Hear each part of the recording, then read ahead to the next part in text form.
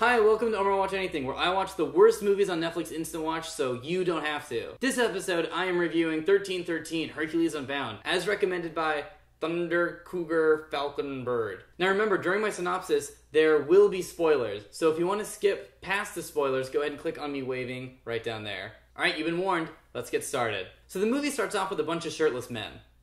That's it. That's the film. There's kind of a story going on in this movie about Hera, who's like really mad at Hercules, and so she wants to kill him, and then Athena is watching out for Hercules because Zeus asked her to, and one of his friends is trying to backstab him, but then he wrestles him and beats him anyway. But it doesn't really matter because there's so many distracting elements in this film. First of all, 30% of this movie is just like stock photos of ancient Greece and the sky. Seriously, if you Google image search ancient Greek temple and clouds and just scroll through the pictures, you will replicate 1/3 of this film. Another 10% of this movie is shots of someone's pool and this creepy statue that's peeing into the pool. And 0.08% of this movie is dialogue pertaining to the plot. The rest is just shirtless guys, either practicing their swordplay, or wrestling each other, or doing shot put, or just standing on tall things flexing. Now, I don't have a problem with movies with a bunch of shirtless guys. I love the gay bed and breakfast of terror. I was really into Fight Club when it came out, and I'm in Magic Mike.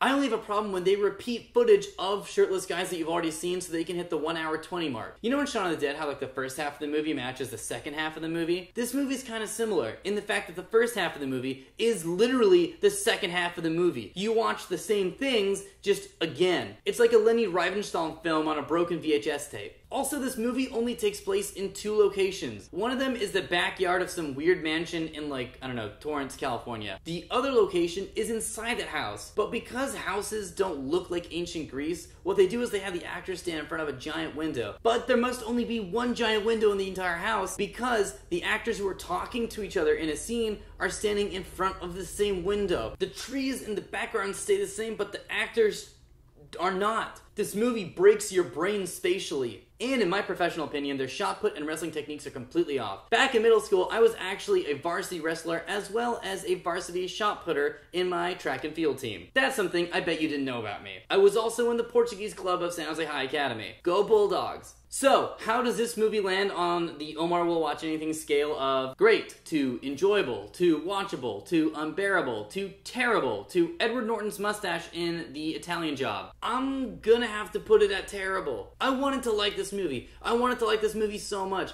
I wanted it to be like a softcore homoerotic story with a little bit of Greek myth in the background. You know, like the Odyssey. But instead it was just weird. And the fact that the actors stand in front of the same window just hurt my head. As a film student, I have to live by the philosophy of Alfred Hitchcock that every scene must move a story forward. And this movie does not move anything forward. If you supercut the dialogue bits, you'll get 30 seconds of footage. But if you are in the mood to watch just a movie with a bunch of shirtless guys and you don't really care about the fact that you're watching the same footage over and over, then you should put this on mute and maybe you'll like it. That's my glowing recommendation, that you can, if you put this movie on mute, it's alright. Alright, that's my review for Omar Will Watch Anything, 1313, Hercules Unbound. If you have any recommendations for movies you don't want to watch but want to make me watch, go ahead and leave those in the comments below. Now, Omar Will Watch Anything is part of a segment we call Wildcard Wednesdays, where we pick a card from a box, which is going to be, it's this right now, it's going to be a lot more decorated next week. And that decides what video we're going to make for next week. Alright, here we go. It's time to pick our Wildcard Wednesday card.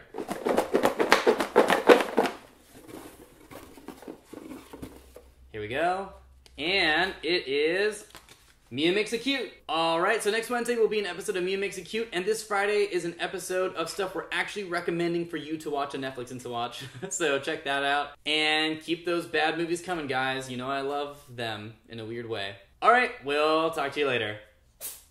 Bye.